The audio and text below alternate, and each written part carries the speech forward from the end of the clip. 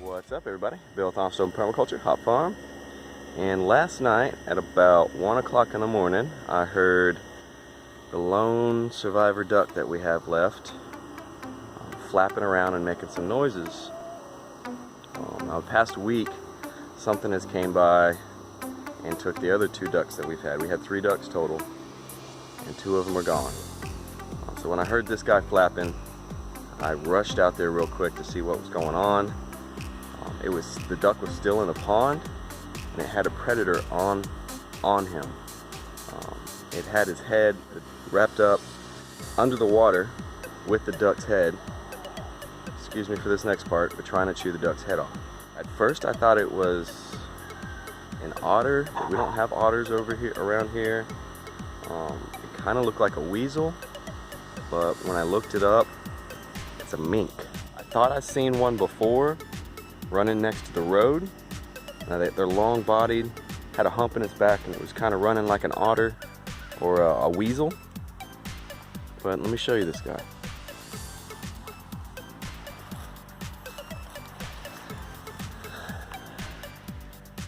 Now, after doing a little research on the minks, they are very vicious animals. They kill just for sport.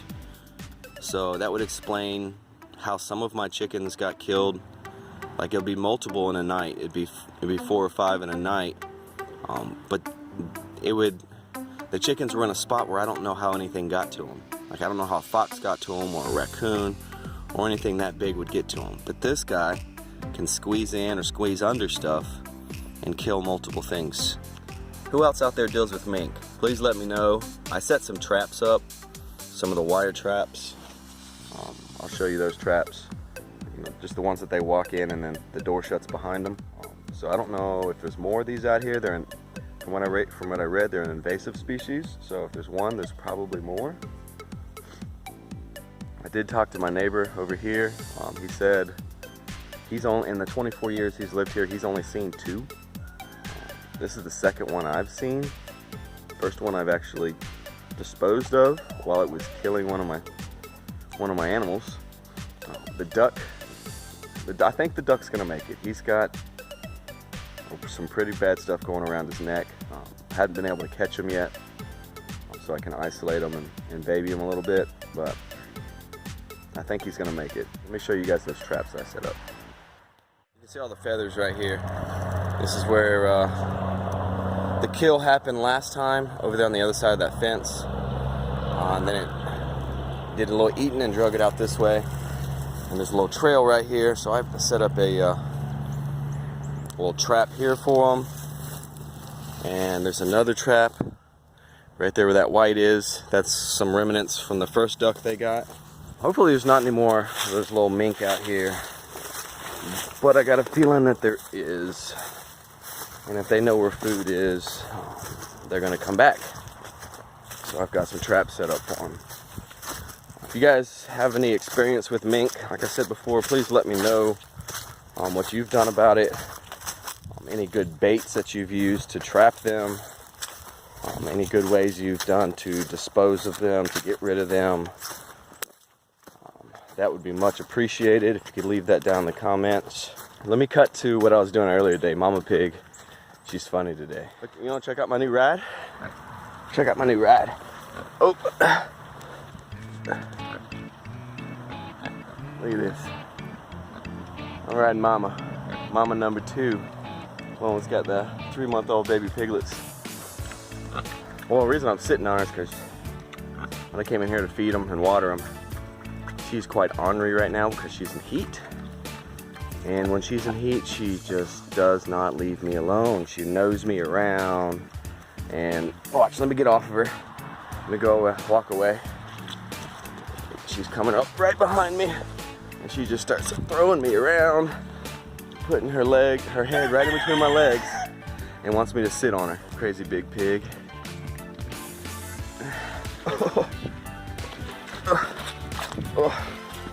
She needs to release some energy. Guess I should put her back with Flappy, huh? Oh, she's knocking me around, guys. Only way she stops is if I jump on her and sit on her. So now I'm riding her like a horse.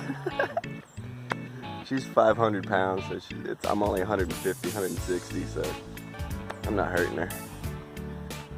You're not right, Mama. You're not right, baby girl. Yeah. See, when it's that time of the month for you, she gets pretty ornery. She tries to break out of her area non-stop. If I'm outside when she's in heat, she just paces back and forth at the fence, waiting on me. She's a good girl. You're not right, baby. What's up, little boy?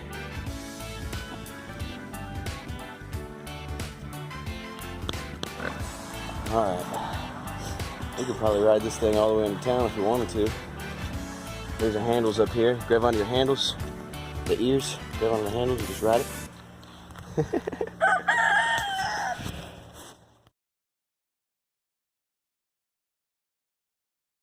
Here's the other cage I have in here. I mean, do I need to cover them up more? I tried to stuff them back in some brush real good, kind of close to a trail that I saw. So, or right on a trail that I saw. There's a lot of feathers around here right now because of that stupid mink. It has been a good day on the farm today. One of those days you really enjoy homesteading. Nephew was here for a while running around, helped me out, do some chores. What are you doing over there? Doing good? Dialing it up? They're yelling at you? Yeah. You unloading that mulch? Doing some gardening work.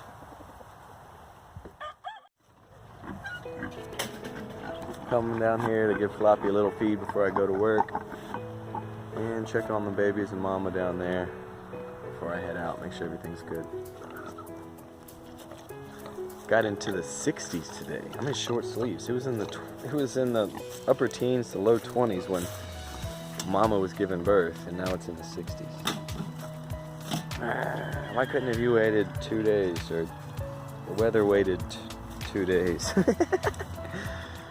It made things so much easier. 'Tis life, right? 'Tis life. Alright, y'all. Thank you for watching. If you enjoyed, make sure you subscribe, like, share this with your friends. Maybe they'll enjoy watching it as well. Later.